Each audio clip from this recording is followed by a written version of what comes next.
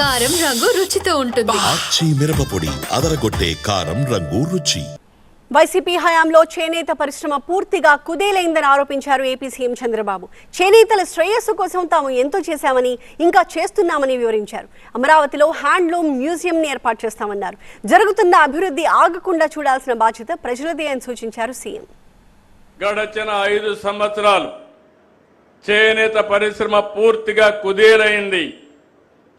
తీవ్రమైనటువంటి సంక్షోభంలో కూరుకుపోయే పరిస్థితి వచ్చింది. ఆప్కో ద్వారా కొనుగోళ్లు ఆపేశారు. నూలు రంగుపై సబ్సిడీ మానేశారు. ఇంకో పక్క మీరు చూస్తే ఈరోజు చాలా సమస్యలు. 546 కోట్ల రూపాయలు ఒక చేనేత కార్మికులకు పింఛన్లకు ఇస్తున్నాం.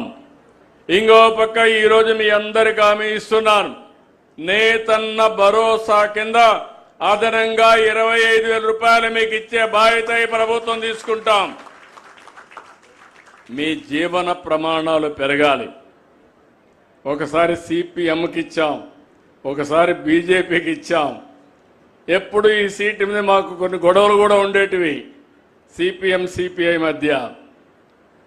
కానీ ఇవన్నీ చూసిన తర్వాత మనం గెలవలేదు, మన కార్యకర్తలు హుషారుగా లేరు కాబట్టి లాస్ట్ మూమెంట్ పోతున్నారు కాబట్టి ఆలోచించమని నేనైతే సజెస్ట్ చేశాను.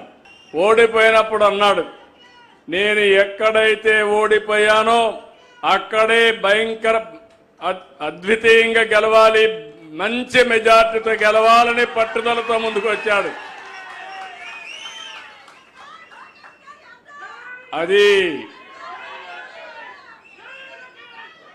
అది అతని పట్టుదల.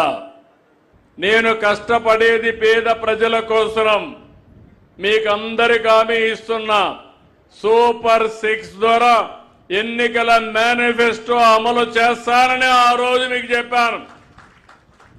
వచ్చిన తొలి రోజునే మీరు చూస్తే 3,000 రూపాయలు పింఛని 4,000 రూపాయలు చేశాను. అందుకే వైకుంఠపాళి మళ్ళా వద్దు, ఇంకా ఓపిక కూడా లేదు. మళ్ళీ డెవలప్ చేయాలంటే ఒక అభివృద్ధి పదంలో మీరు చూస్తే గుంతలు పడిపోయిన